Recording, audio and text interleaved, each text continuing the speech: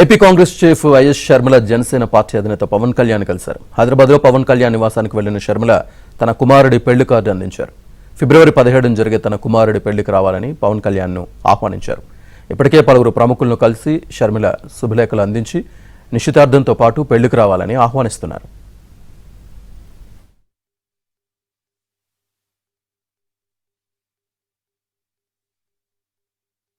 పవన్ కళ్యాణ్ నివాసానికి వెళ్లిన షర్మిల తన కుమారుడి పెళ్లి కార్డు అందించారు. ఫిబ్రవరి 17న జరిగే తన కుమారుడి పెళ్లికి రావాలని పవన్ కళ్యాణ్ను ఆహ్వానించారు. ఇప్పటికే పలువురు ప్రముఖులను కలిసి షర్మిల శుభలేఖలు అందించి నిశ్చితార్థంతో పాటు పెళ్లికి రావాలని ఆహ్వానిస్తున్నారు.